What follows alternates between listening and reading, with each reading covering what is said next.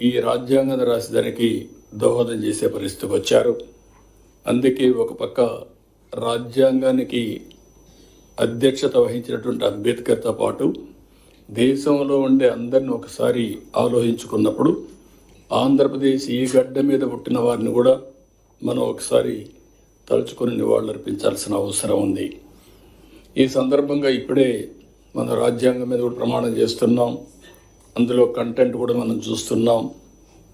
ఇందులో చాలా స్పష్టంగా సాంఘిక, ఆర్థిక, రాజకీయ న్యాయాన్ని ఆ రోజు కూడా ఇప్పుడు కూడా మనం మాటల్లో పెడుతున్నాం తప్ప అందరికీ సామాజిక న్యాయం చేయాలని, ఆర్థిక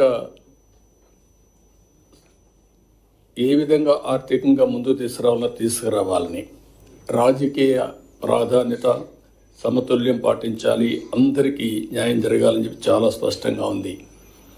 ఇంకొక పక్క ఆలోచన, భావ ప్రకటన, విశ్వాసం, ధర్మం, ఆరాధనలో స్వేచ్ఛని ఇవన్నీ కూడా అందరికీ వచ్చే విధంగా చేయాలని, ఇంకొక పక్కన చూస్తే అంతస్తులోనూ అవకాశాల్లోనూ సమానత్వం చేకూర్చుటకు మనం ప్రయత్నం చేయాలని, వ్యక్తి గౌరవాన్ని, జాతీయతను మరియు అఖండతను తప్పక సంరక్షించాలని ప్రియాంబుల్లో ఎంత స్పష్టంగా చెప్పారంటే ఇవన్నీ చెప్పి ఈ రాజ్యాంగాన్ని 299 మంది రాసుకుంటున్నామని కాదు, భారతదేశ పౌరులుగా మనందరం రాసుకుంటున్నామనే విధంగా ఆ రోజు రాజ్యాంగాన్ని సమర్పించే పరిస్థితికి వచ్చారు. అందుకే అంబేద్కర్ గారు ఎన్నోసార్లు ఆ రోజు రాశాడు ఓపెన్గా కూడా, ఎంత మంచి రాజ్యాంగం ఉన్నా దాన్ని అమలు చేస్తున్న వారు మంచి కాకపోతే అది చెడుగా మారుతుంది. అలాగే ఎంత చెడు రాజ్యాంగం ఉన్నా దాన్ని అమలు చేస్తున్న వారు మంచివారు కాకపోతే అది మంచివారైతే అది మంచిగా మారుతుంది అని అంబేద్కర్ ఆ రోజు చెప్పాడంటే వ్యక్తులను బట్టి రాజ్యాంగం. ఇప్పుడు మనం అందరం ఇక్కడ ఉన్నాం, ఆ రాజ్యాంగ ఫలితమే మనం ఇక్కడికి వచ్చాం. మీరు ఐఏఎస్ కావచ్చు, కొంతమంది రిజర్వేషన్లో కావచ్చు, మేము రాజ్యాంగంలో పొందుపరిచినటువంటి ఓటు హక్కు ద్వారా ఇక్కడికి వచ్చాం. వచ్చిన తర్వాత రాజ్యాంగాన్ని ఓసారి నెమరు వేసుకోవడం కూడా మర్చిపోతున్నాం. ఓసారి రాజ్యాంగాన్ని దుర్వినియోగం చేసే పరిస్థితి వస్తూ ఉంది. కానీ బ్యూటీ ఆఫ్ డెమోక్రసీ మనం ఒకసారి చూస్తే ఓట్ అనేది ఒక పవిత్రమైనటువంటి సైలెంట్ రెవల్యూషన్. ఆ రోజు అంబేద్కర్ గారు ఇచ్చిన ఓటు హక్కు మీరు చూస్తే కొన్ని దేశాల్లో కొన్ని సందర్భాల్లో అందరికీ ఓటు ఇవ్వలేదు. పేదవాళ్ళకు ఓటు కొన్ని దేశాల్లో పేదవాళ్లే కాకుండా కొన్ని వర్గాలకు కూడా ఓటు ఇవ్వని పరిస్థితి. కానీ భారతదేశంలో మొట్టమొదటి నుంచి డబ్బులుండేవాళ్ళు, డబ్బులు లేని వాళ్ళు, లేకపోతే బలహీనులు, బలవంతులు అందరికీ ఒకే ఓటు తప్ప రెండో ఓటు లేదు. ఆ ఓటు ద్వారా ఈరోజు దేశంలో ఒక విధంగా చెప్పాలంటే రాజ్యాంగాన్ని మనం కాపాడుకోగలుగుతున్నాం. ఎప్పుడైనా సరే ఏ నాయకులైనా సరే అతిగా ప్రవర్తించినా, రాజ్యాంగాన్ని దుర్వినియోగం చేసినా మళ్ళీ కరెక్ట్ చేసే శక్తి ఓటర్స్కు ఉంది. అదే రాజ్యాంగంలో ఒక బలమైన శక్తి అని చెప్పి కూడా నేను మీకు తెలియజేస్తున్నా. ఇందులో అనేక సమస్యలకి పరిష్కారం చూపించారు. అదే సమయంలో ఇప్పటికే మీరు ఒక్కసారి చూస్తే అనేక సవాళ్ళు కూడా వచ్చాయి. ఎమర్జెన్సీ లాంటి చీకటి రోజులు కూడా వచ్చాయి. అదే మరిగా లాస్ట్ 5 yearsలో మన రాష్ట్రంలో కూడా మన సమస్యలు చూసాం. నేను ఎప్పుడూ 45 ఏళ్ళుగా రాజకీయాల్లో ఉన్నా, అవినీతిని చూసా, అసమర్థను చూసా, ప్రోగ్రెసివ్ పాలిటిక్స్ చూసా. అదే మరి కొంతమంది ట్రెడిషనల్ పాలిటిక్స్ చేస్తూ వచ్చారు. కానీ ఇలాంటి రాజ్యాంగాన్ని తమ చేతుల్లోకి తీసుకొని ఏ విధంగా ప్రాథమిక హక్కులను కూడా పూర్తిగా కాలు రాశారో మనం చూసాం. అంటే ఒక్కోసారి రాజ్యాంగంలో కూడా కొన్ని కాస్ట్లీ మిస్టేక్స్ జరుగుతూ ఉంటాయి, మామూలు మిస్టేక్స్ కాదు. కానీ ఆ సఫరింగ్ కూడా కొన్ని తరాలు, కొన్ని డికేట్స్ సఫర్ అయ్యే పరిస్థితి వస్తుంది. అయితే అల్టిమేట్గా ఎవరైనా సరే రాజ్యాంగాన్ని అతిక్రమించిన, రాజ్యాంగ స్ఫూర్తికి వ్యతిరేకంగా పనిచేసిన, నేను 2 వర్డ్స్ వాడుతున్నా. ఒక అవినీతి చేయడం మన బాధ్యతను మనం ఉల్లంఘించినట్టు అవుతుంది. అధికార దుర్వినియోగం చేయడం కూడా రాజ్యాంగ ఉల్లంఘనే.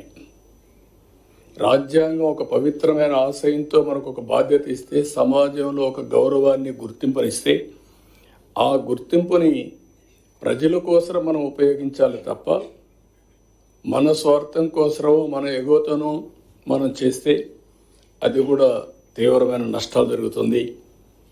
అందుకని ఇంకొక పక్కన మీరు చూస్తే రాజ్యాంగంలో చాలా స్పష్టంగా సాంఘిక, ఆర్థిక, రాజకీయ అసమానతలు కానీ సమానత్వం కానీ 75 సంవత్సరాలు అయింది.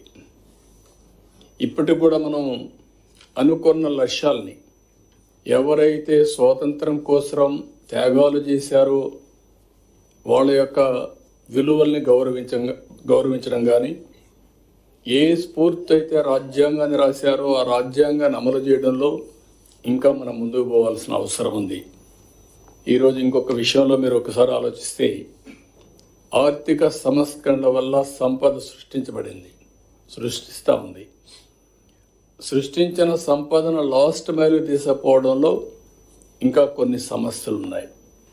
ఒకసారి ఆర్థిక స్వాతంత్రాన్ని అందరికీ ఇవ్వగలిగితే ఆటోమేటిక్గా సామాజిక న్యాయం కూడా జరుగుతుంది, రాజకీయ ప్రాధాన్యత కూడా వస్తుంది. మళ్ళీ ఇవన్నీ కూడా ఇంటర్లింక్డ్. రాజకీయంగా అందరికీ సమానమైన అవకాశాలు వస్తే చట్టాలను కూడా వాళ్ళు అమలు చేస్తారు. ఆ చట్టాల వల్ల మళ్ళీ అందరికీ న్యాయం జరిగే పరిస్థితి వస్తుంది. ఇవన్నీ కూడా ఇంటర్లింక్డ్. 91లో ఆర్థిక సంస్కరణలు ప్రారంభించాం. ఈరోజు ఆర్థిక సంస్కరణల ఫలితాల వల్ల సంపద సృష్టించబడతా ఉంది. ఇంకా లాస్ట్ మైల్లో పేదరికం ఉంది. ఇది కూడా మనం అందరం ఆలోచించుకొని అలాంటి సమర్థవంతమైన ఆర్థిక విధానాలను మనం తీసుకొచ్చి ఏ విధంగా ఆ సంపదను మళ్ళీ పేదరిక నిర్మూలన కోసం, జీరో పావర్టీ కోసం ముందుకు పోతా మనం ఆలోచించాల్సిన అవసరం ఉంది. మొన్న కూడా మేము చూసాం, సోషల్ రీఇంజనీరింగ్ చేశాం. ఏదైనా సరే అందరి మనోభావాలు గుర్తుపెట్టుకోవాలి. అదే సమయంలో మనం కానీ క్యాస్టో లేకపోతే రిలీజియనో ప్రాంతమో ఇవన్నిటి పేరిట డివైడ్ అయిపోతూ ప్రమాదం వస్తుంది. ఇవన్నీ కూడా సమతుల్యం పాటిస్తూ అందరినీ సమానంగా గౌరవిస్తేనే ఈ రాజ్యాంగ స్ఫూర్తిని కూడా మనం కాపాడినట్టు అవుతుంది. ఇప్పుడు భారతదేశంలో మనం ఇంకొక విషయం కూడా ఆలోచిస్తే, ఇటీవల కాలంలో టెక్నాలజీ మనకు 20 సంవత్సరాలుగా ఒక హ్యాండీగా వచ్చింది. నేను ఎప్పుడూ చెప్తా ఉంటాను, బ్రిటిష్ వాళ్ళు పోతూ ఇంగ్లీష్ వదిలిపెట్టిపోయారు. రెండోది, స్వతహాగా భారతీయులు మ్యాథమెటిక్స్లో చాలా స్ట్రాంగ్గా ఉన్నాం. ఈ 2 డెడ్లీ కాంబినేషన్ ఇన్ఫర్మేషన్ టెక్నాలజీ. ఇప్పుడు ఇన్ఫర్మేషన్ టెక్నాలజీ ఆర్టిఫిషియల్ ఇంటెలిజెన్స్కి వెళ్ళిపోయింది. ఇంకా మెచ్యూరిటీ వస్తూ ఉంది. Deep technologies in all walks of life వచ్చే పరిస్థితి వచ్చింది. సంపద సృష్టించడం చాలా ఈజీగా తయారయ్యే పరిస్థితి వచ్చింది. అందులో భారతదేశానికి డెమోగ్రఫిక్ డివిడెంట్ ఒక అడ్వాంటేజ్గా వచ్చింది. ఈ 75 సంవత్సరాల ఏదైతే రాజ్యాంగ దినోత్సవాన్ని మనం జరుపుకుంటున్నామో ఆ రోజు మనం ఆలోచించుకోవాల్సింది, మనకు ఒక డెమోగ్రఫిక్ డివిడెంట్ ఒక అడ్వాంటేజ్ వచ్చింది. కొన్ని దేశాల్లో ఏజింగ్ ప్రాబ్లం క్యాచప్ అవుతుంది. ఒక పక్కన ఆ దేశాలు ఏజ్తో సఫర్ అయినప్పుడు మన దేశానికి ఉండే అడ్వాంటేజ్ వల్ల ఈరోజు ప్రపంచానికే మనం సేవలు అందించే పరిస్థితికి వచ్చాం. ఈ విషయం కూడా గుర్తుపెట్టుకోవాల్సిన అవసరం ఉంది. ఆఫ్లైన్, ఆన్లైన్ ఇవన్నీ కూడా. అందుకని ఇలాంటి రాజ్యాంగ దినోత్సవాన్ని మనం జరుపుకుంటూ ఆ స్ఫూర్తిని ప్రజలకు నింపుతూ ఎప్పటికప్పుడు ఇవన్నీ గుర్తు చేసుకుంటూ నెమరు వేసుకుంటూ మన రాజ్యాంగం కోసం, స్వాతంత్రం కోసం పోరాడిన వ్యక్తులకి నివాళులర్పిస్తూ అదే సమయంలో మనం ఏ విధంగా చేయాలనో మనం ముందుకు పోవాల్సిన అవసరం ఉంది. పోయిన 5 సంవత్సరాలు కూడా ఎందుకు చెప్తున్నానంటే, నేను మర్చిపోదాం అనుకుంటున్నాను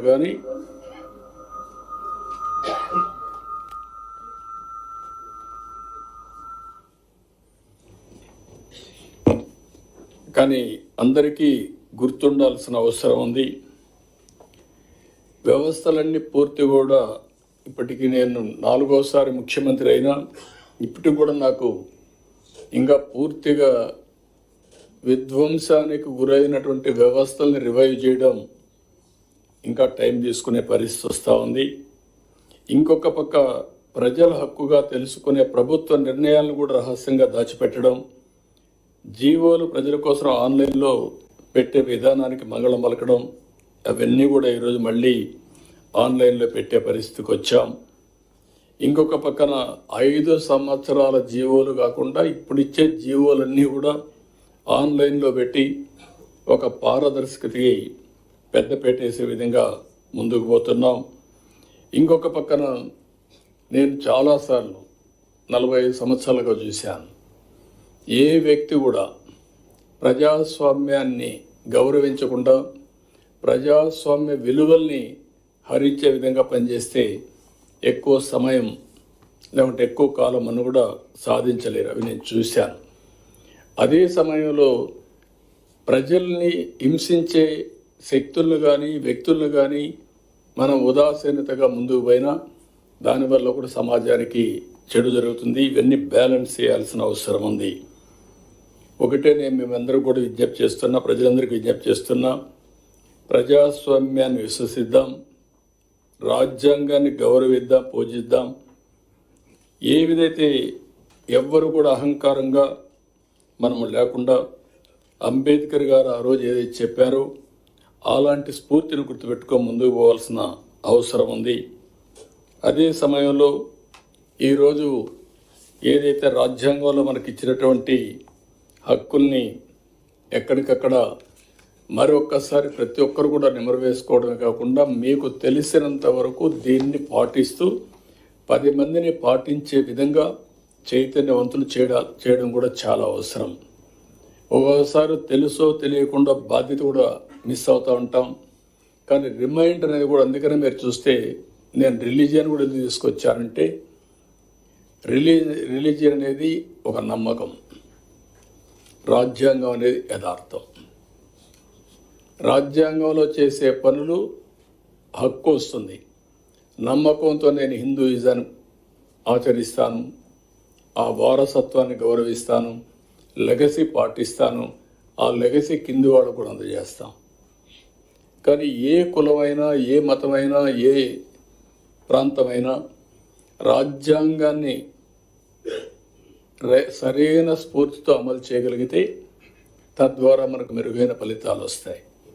రెండోది కూడా సిఎస్ గారు చెప్పినప్పుడు ఇప్పటికే చాలా మార్పులు తీసుకొచ్చాం. ఒక రిటర్న్